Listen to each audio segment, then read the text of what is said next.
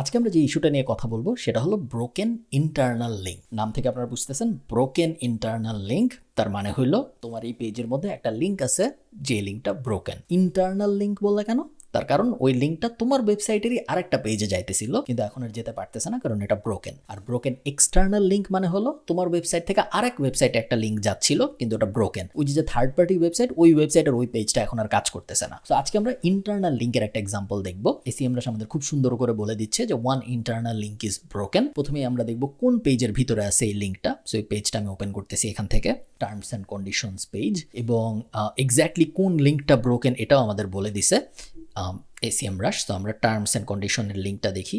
এই লিঙ্কটা ব্রোকেন না, এই লিঙ্কটাও সম্ভবত ব্রোকেন না। আমরা যদি একটু নিচে নামি, টার্মস অ্যান্ড কন্ডিশনস বা কন্ট্যাক্ট, ওকে, আমরা লিঙ্কগুলো অ্যাকচুয়ালি চেক করি, তাহলে আমরা বুঝতে পারবো কোনটা ব্রোকেন। সম্ভবত এটাই ব্রোকেন। সো আমি এটা কন্ট্রোল চেপে ধরে আরেকটা ট্যাবে ওপেন করি, নো রেজাল্ট ফাউন্ড। সো এই লিঙ্কটা ব্রোকেন। আপনি যখন একটা ইন্টারনাল ব্রোকেন লিঙ্ক পাবেন তখন এটা অনেকভাবে ফিক্স করা যায়। এক এক এসইও এক্সপার্ট এক একভাবে ফিক্স করে। সহজ ফিক্স হইল লিঙ্কটা সরাই দিই।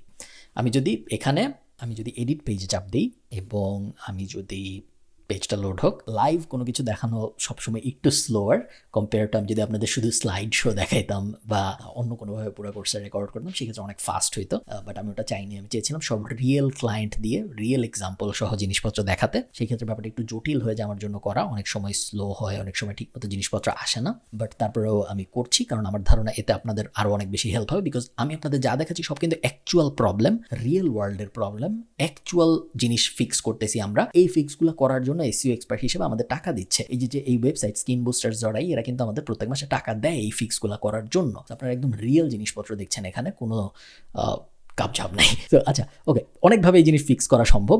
ওয়ান ওয়ে হইল আমরা এই লিঙ্কটা খুঁজে বের করতে পারি। খুঁজে বের করে এই লিঙ্কটা আমরা সরাই ফেলতে পারি। এখান থেকে সরাই আমি সুন্দর মতো লিখে দিলাম স্কিন বুস্টার্স। এখানে এখন লিঙ্কই নাই। সো লিঙ্ক যেহেতু নাই, ব্রোকেন লিঙ্ক অবভিয়াসলি নাই। Problem solve. অ্যানাদার উপায় হইলো, আমি যদি আবার ব্যাকে দিই, অ্যানাদার উপায় হলো আমরা এখান থেকে এটা চেঞ্জ করে এখানে আমাদের স্কিন বুস্টার্স লিখলাম, লিখে আমাদের যে এখনকার হোম পেজ এটা এখানে অ্যাড করে দিলাম। সেটা সিলেক্ট করব, সিলেক্ট করে কন্ট্রোল ভি, আমার নতুন লিঙ্ক অ্যাড হয়ে গেল এবং এখন এই লিঙ্কটা কাজ করবে। এটা আমার মতো একটা বেটার উপায়। তার কারণ হলো ইন্টারনাল লিঙ্কটা আমি জাস্ট সরাই ফেলি নাই। ইন্টারনাল লিঙ্ক আমি আরেকটা জায়গায় পয়েন্ট করে দিছি, যেটা একটা ভালো জায়গা, আমাদের হোম পেজ, এবং আমি একটা অ্যাঙ্কর টেক্সটও বসিয়েছি।